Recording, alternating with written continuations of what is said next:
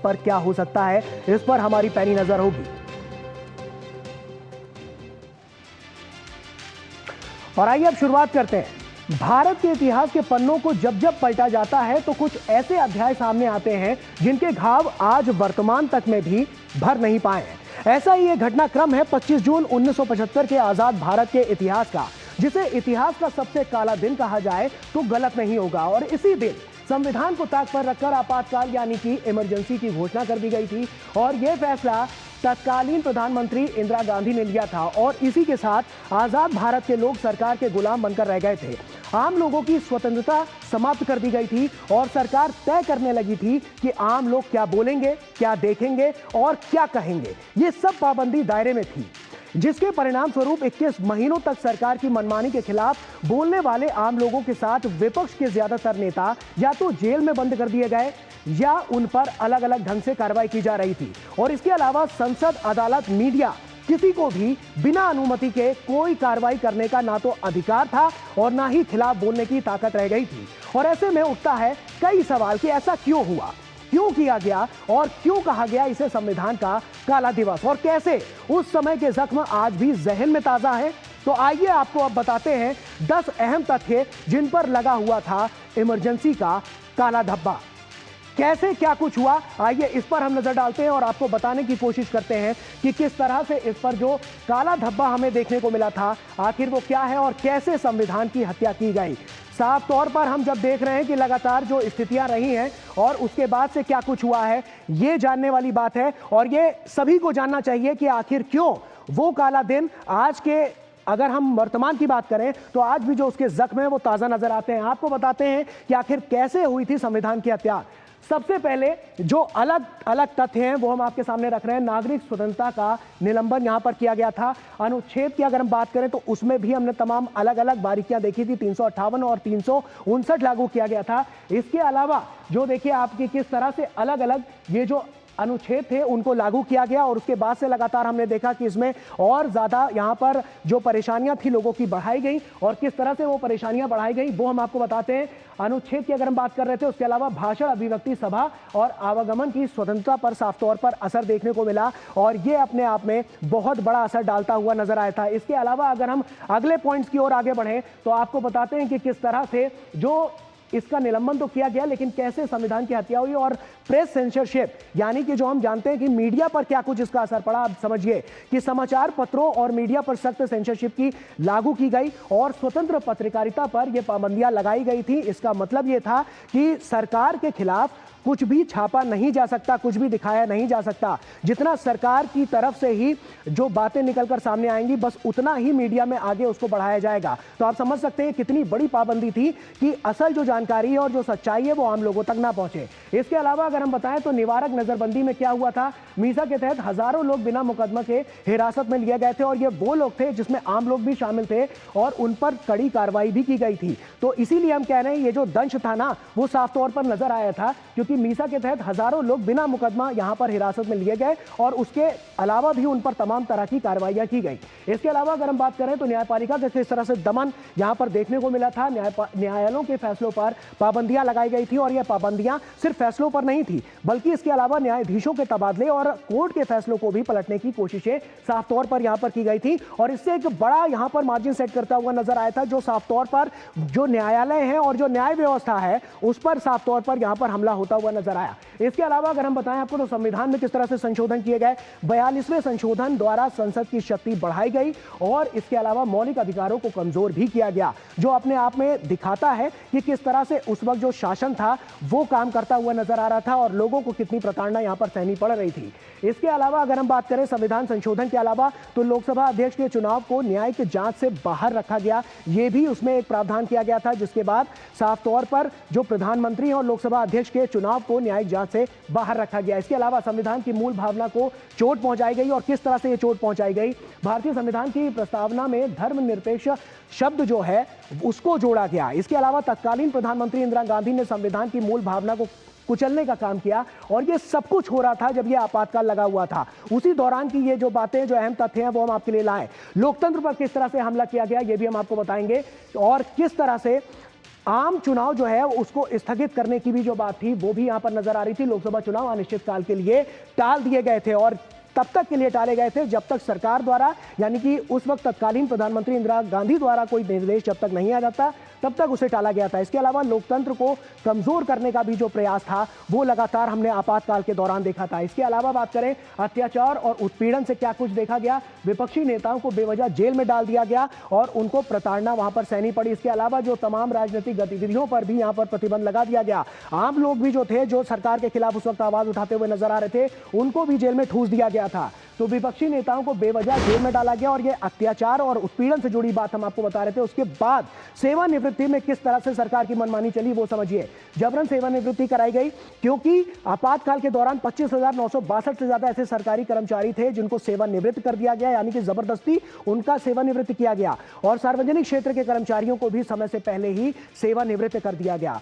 इसके अलावा भी तमाम अलग अलग क्षेत्र थे जहां पर प्रभाव पड़ता हुआ नजर आया। जैसे कि एक क्षेत्र था कला क्षेत्र, यहां पर जो दिग्गज थे उन पर भी प्रतिबंध लगाया गया था और इसके अलावा सबसे बड़ा नाम जो उस वक्त थे, किशोर कुमार समेत कई ऐसे बड़े कलाकार थे जिन पर यह प्रतिबंध लगाया गया था। तो आप समझिए कि आखिर क्या कुछ यहां पर देखने को मिला था उस दौरान जब ये सब कुछ चल रहा था आपातकाल के दौरान, और वहीं पर हम देख रहे थे कि यहां पर क्या कुछ महत्वपूर्ण जो जानकारियां थी वो निकलकर सामने आ रही थी। आगे बढ़ते हैं और आपको कुछ और भी तथ्यों से रूबरू कराते हैं। आपको बता दें कि प्रधानमंत्री नरेंद्र मोदी ने संविधान हत्या दिवस पर ये देखिए किस तरह से उन्होंने बताया है कि इस देश के लोकतांत्रिक इतिहास का सबसे काला अध्याय इसे कहा है।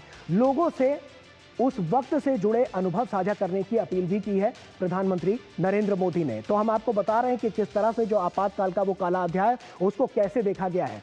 भारतीय संविधान में निहित मूल्यों को दरकिनार किया गया, प्रधानमंत्री ने कहा है। और इसके अलावा उन्होंने कहा है कि प्रेस की स्वतंत्रता को खत्म कर दिया गया था, जो हम आपको अभी बता भी रहे थे कि किस तरह से वहां पर जो मीडिया है उस पर किस तरह से पाबंदियां लगाई गई थी।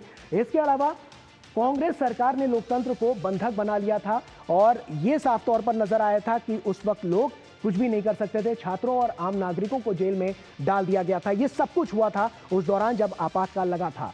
और इसके अलावा आपातकाल के अपने अनुभवों को सोशल मीडिया पर साझा करें, यह अपील प्रधानमंत्री नरेंद्र मोदी की तरफ से की गई है।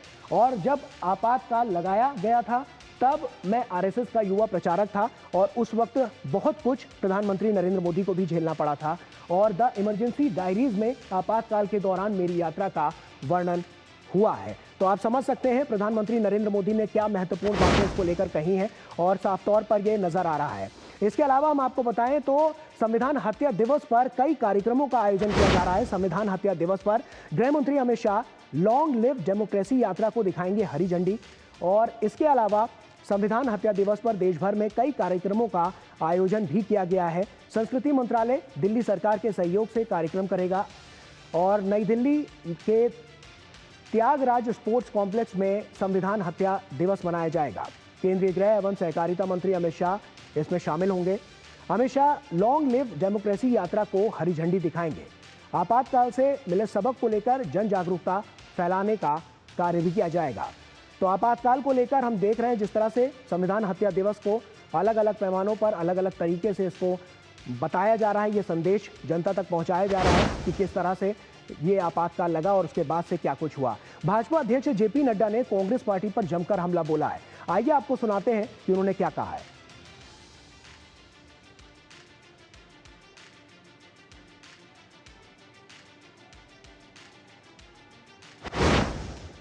25 जून 1975 की आधी रात को तत्कालीन प्रधानमंत्री इंदिरा गांधी ने आंतरिक अशांति का बहाना बनाकर भारत पर आपातकाल थोप दिया था और देश के संविधान की हत्या कर दी थी। 50 वर्ष बाद भी कांग्रेस उसी मानसिकता के साथ जी रही है। उसकी नीयत आज भी वैसी ही तानाशाही वाली है। हमारे प्रधानमंत्री श्री नरेंद्र मोदी जी ने एक जिम्मेदार कार्यकर्ता के रूप में तानाशाही सरकार की आंखों में धूल झोंकते हुए लाखों समर्पित स्वयंसेवक कार्यकर्ताओं के साथ कांग्रेस की सच्चाई को हर गांव, हर गली और हर घर तक पहुंचाया था। आपाल की इन्हीं कहानियों आदरणीय प्रधानमंत्री श्री नरेंद्र मोदी जी के संघर्ष और अनसुनी घटनाओं को पुस्तक the emergency diaries, years that forged a leader में शब्दों में पिरोया है। तो सुना आपने कि किस मानसिकता की बात यहां पर हो रही है। ये वही मानसिकता है जो आज से 50 साल पहले भी देखी गई थी और आज भी देखी जा रही है, उसी मानसिकता की बात हो रही है। और क्या कुछ इसमें है, वर्तमान स्थिति क्या कहती है, आइए अपने सहयोगी का रुख करते हैं। शैलेंद्र मिश्रा हमारे साथ, हमारे सहयोगी जुड़ रहे हैं। शैलेंद्र का ही रुख करते हैं। शैलेंद्र, अगर साफ तौर पर देखें तो मानसिकता की बात की जा रही है और जो हमने पहले भी देखा, अमूमन वैसी ही मानसिकता आज के समय में भी देखने को मिल रही है। क्या कुछ असर पड़ता हुआ नजर आया और किस तरह से व्यापक इसका संदेश आने वाले समय के लिए दिया जा रहा है? ये देखिए, आज जब आपातकाल की 50वीं बरसी है और हम जानते हैं कि संविधान हत्या दिवस के तौर पर इसे मनाया जा रहा है, जो आपातकाल लोकतंत्र के काले धब्बे के तौर पर जाना जाता है, बीजेपी के राष्ट्रीय अध्यक्ष जेपी नड्डा ने कांग्रेस की जो मानसिकता है उसको फिर से सामने रखा है। हमने देखा है कि तमाम संवैधानिक संस्थाओं पर इस तरह के सवाल उठाना कांग्रेस और उनके जो नेता हैं राहुल गांधी, उनकी एक आदत रही है। और जब निर्णय उनके हिसाब से नहीं आते, चाहे न्यायपालिका के हो या फिर आप देखें बाकी जो संवैधानिक संस्थाएं हैं, तो उस पर वो जो सवाल उठाते हैं वो लोकतंत्र को कमज़ोर करने का काम करते हैं। ये बीजेपी कहती रही और इसीलिए आज आपातकाल के जब 50 साल पूरे हो रहे हैं और इस संविधान हत्या दिवस के तौर पर जब इसे मनाया जा रहा है, तब बीजेपी याद दिला रही है देश भर के युवाओं को कि क्या कुछ हुआ था 50 वर्ष पहले, जब इंदिरा गांधी की सरकार थी, वो प्रधानमंत्री थी उस वक्त, और उन्होंने लोकतंत्र की हत्या की थी। देखिए, लोकतंत्र जनता के लिए, जनता के द्वारा और जनता द्वारा चलाया गया शासन होता है। उस वक्त जनता के अधिकारों का निलंबन कर दिया गया था जब लोकसभा का उनका चुनाव रद्द हुआ उस तत्कालीन प्रधानमंत्री इंदिरा गांधी का, तो इस तरह से आपातकाल जनता पर थोप दिया गया। प्रेस की आज़ादी जो रोकी गई, हम जानते हैं, इसके लिए बारे में बहुत कुछ लिखा पढ़ा जा चुका है कि प्रेस के दफ्तरों में सरकार के प्रतिनिधि चले गए। उस वक्त के जो सूचना प्रसारण मंत्री थे वीसी शुक्ला, किस तरह से उन्होंने प्रेस पर पाबंदी लगाने का आदेश जारी किया, उस पर बहुत हमने देखा है कि समाचार पत्रों में समय समय पर चढ़ा है, समय समय पर पढ़ा गया है। और इसके साथ ही एक बात और महत्वपूर्ण है कि देश भर में राजनीतिक बंदियों की जो संख्या है वो बेतहाशा, एक तरह से देखें कि जो विरोधी दल के नेता थे, जॉर्ज फर्नांडीज हो, जेपी हो और तमाम नेता, लाल कृष्ण आडवाणी हो, उनको जेलों में ठूंस दिया गया, जेलों में बंद कर दिया गया, किसी को आधी रात में जगाकर, किसी को सुबह। और जो एक राजनीतिक अधिकार होता है नेताओं का, उस पर पाबंदी लगा दी गई, उन्हें जेलों में डालकर और लंबे समय तक जेल में डाला गया, हम जानते हैं। तो इसीलिए आज बीजेपी ये कह रही है कि देखिए, कांग्रेस की जो मानसिकता रही है 50 साल पहले इंदिरा गांधी की तत्कालीन सरकार के समय, वही मानसिकता। आखिर क्या कोई बदलाव आया है कांग्रेस पार्टी में या उनकी नीतियों में? यही बात हर एक इंसान उठा रहा है और इसके अलावा जो राजनेता है वो उठा रहे हैं कि आखिर इतना कुछ होने के बाद भी क्या उससे कांग्रेस ने कोई सीख ली है? क्या आज के समय में अगर हम जब जिस कांग्रेस की बात करते हैं तो क्या वो बड़े बदलावों की बड़ी तस्वीर पेश करती हुई नजर आती है? ये देखिए, बीजेपी का यही आरोप है कि कांग्रेस की मानसिकता नहीं बदली है। वो तीन बार देखें तो एक ऐतिहासिक हार मिली है, लेकिन उसके बावजूद जिस तरह से वो ईवीएम पर सवाल उठाते हैं, जिस तरह से वो चुनाव आयोग पर सवाल उठाते हैं, और जब जिन राज्यों में जीतते हैं वहाँ पर चुप्पी साध लेते हैं। अगर कोई न्यायपालिका का ऐसा फैसला आता है जो उनकी तुष्टि करने की राजनीति को हिसाब से फिट नहीं बैठता है, तो फिर वो न्यायपालिका के भी आलोचना करते हैं। तो कांग्रेस के रवैये पर बीजेपी हमेशा सवाल उठाती रही है। और अब जब 50 साल आपातकाल के पूरे हुए हैं, तो जनता को बता रही है, युवाओं को, कि देखिए 50 साल पहले क्या हुआ, सामने नजर आ रही हैं। और ये तमाम सवाल भी खड़े करती हैं कि अगर मानसिकता में कोई परिवर्तन नहीं आया है तो ऐसे में राजनीतिक दृष्टिकोण में किस तरह का परिवर्तन आएगा? जो पहले देखा गया वही अमूमन स्थिति पहले भी रही और आज भी वर्तमान में भी वही स्थिति नजर आती है। तो कांग्रेस की कार्यशैली पर सवाल तब भी उठे थे, आज भी उठ रहे हैं और आगे भी उठेंगे। बहुत बहुत शुक्रिया शैलेंद्र, तमाम जानकारियां हमसे साझा करने के लिए।